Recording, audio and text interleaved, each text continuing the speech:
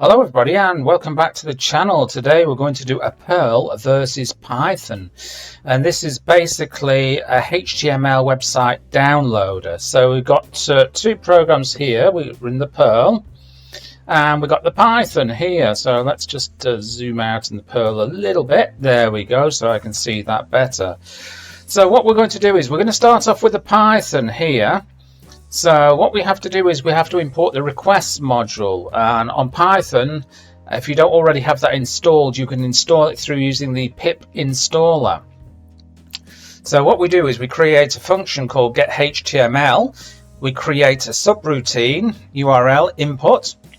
If we go over to the Perl, again we've created a subroutine here, getHTML, and first of all we've got to print enter URL, and then we do the chomp and the scalar URL and the standard input to get the input from the user. Whereas in Python here we've got it all in one line, so I think it kind of wins there a little bit. And we go down onto the response variable here. So it's virtually near enough the same, isn't it? So we've created a response variable here and we assign it to requests in Python and get URL. In Perl we've got to do a scalar variable called response and we assign it to get and scalar URL. So it's a little bit shorter there, so I think Perl beats it there a little bit. And then what we do is with Python we've got to go on to the conditional if. So we say if response.status code is equal to 200, which basically means if the website is up and running, we print a message called all is good, and then we print response and text, so it will print out the HTML from the website.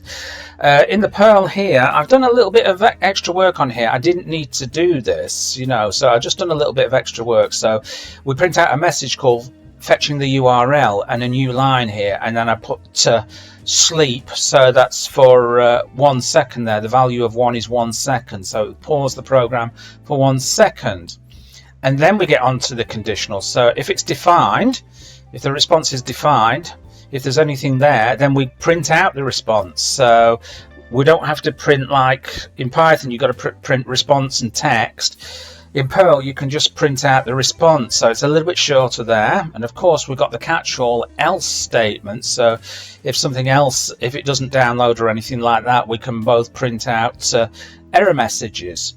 So let's have a look at the Python one here. Let's just run the Python one. What I'm going to do, I'm going to get this website here. Let me just copy that. Let's just run it.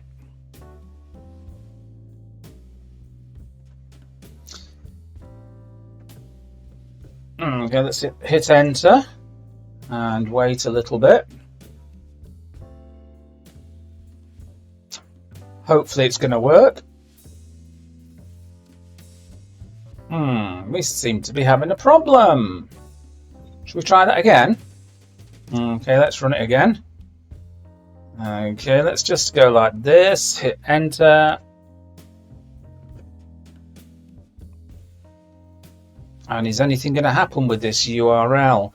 I've actually printed it out before and I've actually had these kind of problems, so I think it's something to do with the URL itself, but I never had these kind of problems in Perl. Okay, we're just going to abandon that. Let's go for something else instead. Okay, let's just go copy there and let's try this. Hit enter. Okay, there we go. We downloaded the HTML there. Okay, let's go over to the Perl, shall we? And let's have a look here. Let's try this HTML here that we tried on Python, and Python wouldn't download it. Though I must stress, I ran this test before, and Python actually downloaded this, so I don't know why it's playing up. Okay, so let's put that in there. Let's hit enter. And is it playing up with the Perl as well? Or am I just being a little bit too impatient for this? I ain't got time to wait all day, guys. So let's just abort that. Let's try our other HTTPS. Okay. Okay, you can always do example.com. So let's just run this. Put that in there. And there you go. Bob's your uncle and Fanny is your auntie. So which one do you prefer? For me, I'm a little bit biased anyway, so I kind of prefer the Perl version because I think it's a lot cleaner. I think it actually executes faster, but the Python version is still pretty good. So what do you think and why? So if you want to let me know, drop a comment below and let me know and why, and I'll catch you in another video. Bye-bye.